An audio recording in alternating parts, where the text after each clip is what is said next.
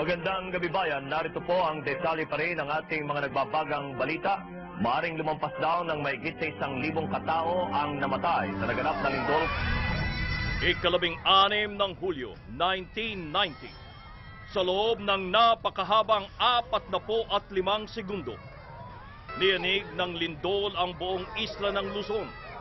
Nagrehistro ito ng 7.8 sa Richter scale. Sa Gabaldon Central School sa Neves.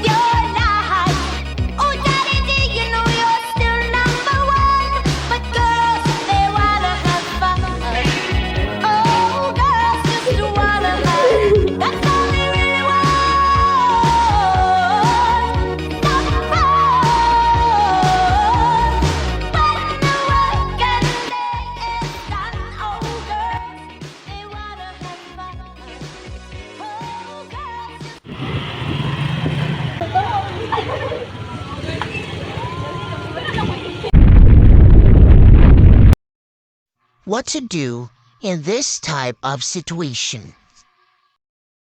A. Call for help. B. Shout Darna and help others. C. Move away from buildings and find an open area. C. Move away from buildings and find an open area.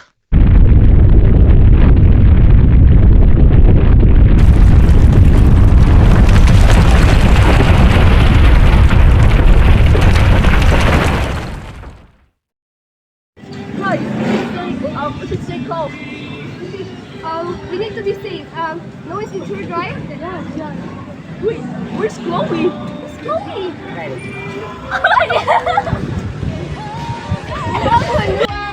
When caught with an earthquake and you are near the building, make sure you go as far as you could from the things or buildings that might collapse.